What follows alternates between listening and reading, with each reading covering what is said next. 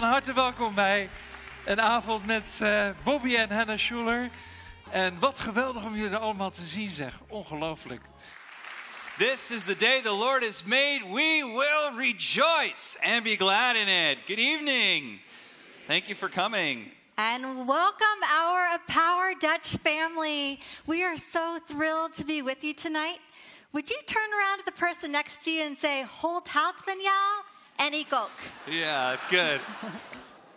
For us, it's a real joy because I know for so many people, a lot of people will watch every single Sunday.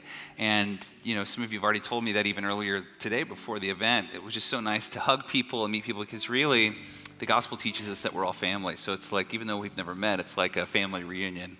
Prachtige beelden van 4 mooie avonden van Hour of Power. Nog even in herinnering, Middelburg, Leiden, Leeuwarden en Veenendaal. En dan zag je beelden van Veenendaal. En wat hebben de bezoekers genoten? Genoten van de muziek, maar zeker ook van de toespraak van Bobby Schuller. Maakte echt indruk. Geliefd, jij ook.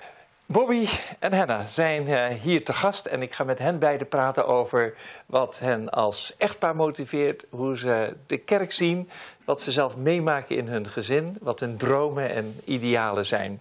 Thank you so much for being here. Thank you. How do you look back at the events in the Netherlands? Well, one of the great things I loved about the tours was we got to go north, south, east, and west.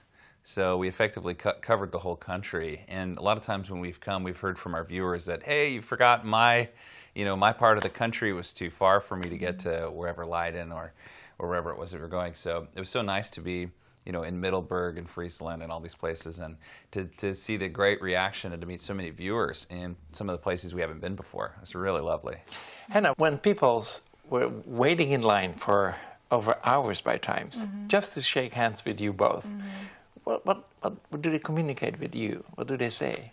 They're just very encouraging and loving, and it's actually such a blessing to see how they'd say how they came and they felt like they were blessed and they bless us. And I feel like that's almost how the kingdom works, is that he uses us to give and receive from each other, and I love that. So. It was really a great thing, is that it was just great to see people coming out, lots of smiles, lots of hugs, and we're huggers too, so that was really neat. So how does it affect both your ministry in America to go to overseas and see with your own eyes what's happening in countries where the Hour of Power has been broadcast, because you've been in Germany as well? Yeah, it strengthens my heart a lot, because I'm seeing that God is not just moving in the U.S. I get to see and feel His presence in other countries. And you see that God is not a God of one country. He is God of the world. And so it's really, really cool to see that. We think of this as a global church. We think about that when we're looking into the camera, that we're looking through a window to the whole world. And we often remember our friends in Holland. Talking about Holland, you're from Dutch descent. Your grandfather even could speak, you speak some Dutch, but your grandfather could speak Dutch quite well. When I communicated with him, he would, but you have some Dutch as well, don't you? Yeah, we do, yeah. Well, that whole side of my family is Dutch. My grandma, Schuller, her maiden name is De Haan. And my grandpa, it's really... That's where you get your height. That's really my height, yeah. A lot of people don't know this on TV. I'm 6'2", which is, what is that, 192 centimeters, I think? 192. Yeah, so it's, it's interesting that when we come to Holland, though, we finally are around some tall people. We go to Hong Kong and we're standing, head and shoulders over everyone. So I have people coming up and they're my same height, and it's nice for a change, What makes you happy? What makes me happy is really the gospel, the knowledge that the Lord loves us just as we are, not as we should be, and the way that knowledge teaches me, and I think it teaches Hannah, that we can be ourselves when we're around others. We don't have to pretend. Even though we're pastors, we do our best to not try and be religious in the way that we act. I think we just try and be normal people that love the Lord. Yeah. Because you're one of the youngest tele-evangelists in America. Yeah, for sure. Yeah. Is it a big responsibility? I think it is a big responsibility. I also think that TV is changing quite a bit. A lot of people are watching Hour of Power, not on TV, but on their cell phones now. That's the world now, is people are sort of seeing the world through their cell phone. Yeah. A thought that comes to my mind, because your grandfather was a genius, because his first services were on the roof of an open-air cinema, and people would sit in their car. How would he have used modern media if he would be still alive? He would have said, okay, let's go for it. Well, one of the things that my grandpa was passionate about was helping other pastors. And one of the great things about today is, when you start television, when he started, it was very cheap. Then it got very expensive. It's still very, very expensive to do television. I think what he would do, and this is what I'm trying to do, is help young pastors that maybe have smaller churches learn to get their voices out through podcast and learn to film their church services with volunteers and get it out and see the kind of big effects they can have. Yeah. So how will our world change in 10 years from now? Will it be still a televised service, or do we all have to carry an iPhone or an iPad or whatever? Well, it's going to be both. Yeah. A lot of people think that the internet is going to replace television, but I think what's actually going to happen is they're going to be married, and we're already seeing that. So people are still creating TV shows, but they're now live streaming, or they're streaming on Netflix. So the methods and what people enjoy is going to change, but TV is going to be around for a long time. Good. Well, I have a few questions for you. Take 3 minutes to share your life story. It's as many details as possible. Well, I was born and raised in a big family. I guess it might not be big in Holland. There's very big families in Holland. I have 5 brothers. And I went to a very small high school, went to an art school for college. So we did not meet in college, but we met at a church. We went to the same church for 5 years. And we dated for a couple of years, got married, moved to California, started our very first small little, I guess it was more of a youth group at the time, and it kind of blossomed into a church, which eventually became the 3rd service of our current church. So that's kind of the evolution. Are you the quiet force behind Bobby? No, she's not the quiet force behind me. We do ministry together. Yes. Yeah. And she's helping us plan worship. She's in the pulpit with me. I'm trying to get her to preach one of these days. And I think she's shared a message once with a women's group that was so powerful. So we really do lead together. She's behind me as much as I'm behind her. We do it together. What is the secret? You mean for our relationship? Yes. I feel like there's a real bonding that comes when you get a dream together. So when you dream together, you get to do strategy together, there's a real bonding. And I think it's very easy for to get involved in roles. The woman does all these woman things and the man does all these man things. But it's really amazing when you get to work as a team and just dream together. But yeah, I feel super privileged to do life with this guy. Super privileged. Yes. It's interesting because when people, I grew up sort of in the shadow of the Crystal Cathedral, but growing up though, I really didn't go to the cathedral that much. I went to my dad's church, which was Rancho Capistrano, and my parents were divorced too. So when I was with my mom, we were at different churches in LA, or for a long time we didn't go to church. So I never felt a call, and I didn't really have much pressure on me to go into ministry or to do things with the cathedral. I actually went, my undergraduate, I went to business school, and when I finished business school, Hannah and I were married at the Crystal Cathedral by my dad, and my grandpa was there, and everybody was there. But it was funny because it was at our wedding, that we both started to sense a call. We were doing ministry as volunteers. We were working a lot with teenagers, and we were working with at-risk youth, and I led worship at a small gathering of teens at this thing called Thursday Night Teens. So we were doing things, but we didn't think about going into ministry at the cathedral at all. And it was there at our wedding that I felt very strongly, and she did too, that maybe God was calling us to do this, and that sort of was affirmed over time. But the reason that's important is I've always believed that the calling wasn't really for me, the calling was for us.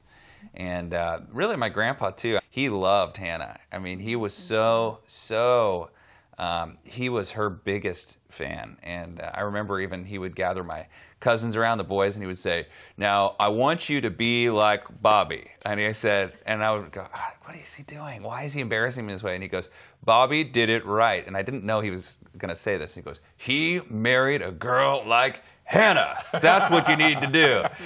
And so for him, it was almost, as a founding pastor of the church, felt like he really affirmed that this was something we were doing together. So It's cool. 10 o'clock at night. There was another busy day in Shepherd Grove. Children are asleep. You probably have a glass of wine.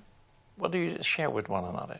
Sometimes it's about the kids, sometimes it's about the ministry, sometimes it's about our own, what we're going through personally. Like, I love that, I think we've been on a journey with each other of really trying to be 100% vulnerable with what is Hannah going through, what is Bobby going through, and trying to be there for each other so that we're healthy and in a good place and in a place that we can, be loving and give to others. And so, yeah, it just depends on, it's always different. It's not always the same, so. I love the world to be vulnerable to one another, because 40% of the marriages in the Netherlands, but also America, even in Christian circles, fail.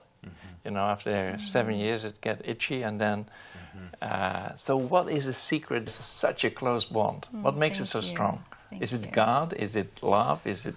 It is God in large part. I think having the same values is really important. So we don't really argue much about values, because we've always sort of agreed on that even before we were married. What we want for our kids, what we want for each other.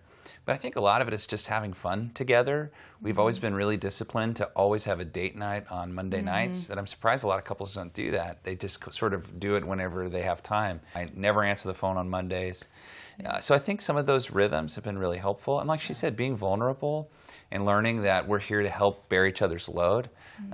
For a man, it's really hard for me to sometimes when I feel tired to go to Hannah and say, this thing at work was exhausting, or this thing was really disappointing, or kind of felt isolated when this happened. But it's really healthy for me and helps us bond. And we just do a lot of fun things together. So To be a Christian means to live in a way wholesome. It's the way you eat, the way you behave, the way you rest. Don't hurry, don't worry. Which for me is very hard, because I'm always in a hurry and I worry a lot. But I've seen through the years, you never hurry and you don't worry. So what's the secret? Because most of the people are under stress.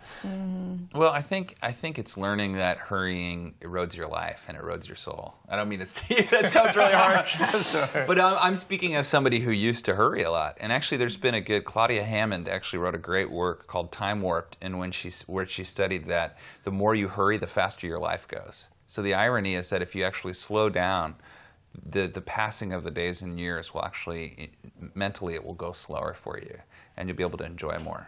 And I think we all struggle with it at times. There's just certain times in your life that you have some really stressful it's not stuff. something to feel guilty about. Yeah. It's a gift. If we can learn to slow down and catch ourselves, we're going to enjoy our food more, we're going to enjoy our friends more, we're going to enjoy our life more. This interview is almost over, but we will have the second half in the beginning of September. When did you cry for the last time?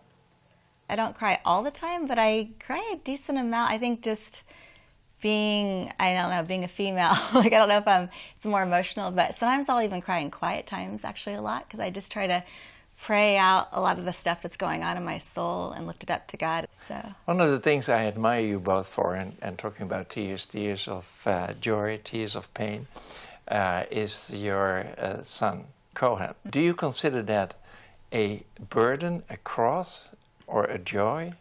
Cohen as a person, as a son, is such a privilege and honor and joy to be his mommy, to be his parents, and I'm just so grateful for him and his. He's so cuddly and huggy and kissy, and we just my little cuddle bug. So but he's he just 7 turned and he's 7. behaving like a child of 2. But developmentally he's still a 2-year-old, which is the age he was when he had his first seizure. So there's been a lot of pain with that, and the slow development, and a lot of just trying to open my hands to God and say, God, I trust you with this. I'm trusting you in these times. But the pain often comes out of the love I have for him, because I just want him to have the fullest life possible, you know. But I also believe God wants that for me and our children. So I'm trying to trust the Lord that He has His desire is that we all have the fullest life possible, and so that is where there is a lot of pain in some of the journey we've been on with Him, but also a joy to have Him in our lives. Yeah. How does it affect your ministry as a preacher to have suffering, you know, in your own family? Well, yeah, I mean, it helps me understand, I think, in many ways what other families are going through. It helps me realize, one, the value of hour of power, because families that, you know, can't find a church that they love, that, you know, a lot of these families are able to have church at home. Yeah. And then the other thing is it helps me remember at Shepherd's Grove, like we've had a lot of conversations about ways to train our own church to be welcoming of children with special needs, and how to create spaces where parents who have kids with special needs can be there. So that's part of the blessing that we get, is we're empathetic with the burden that many families have of feeling isolated by the church. Yeah.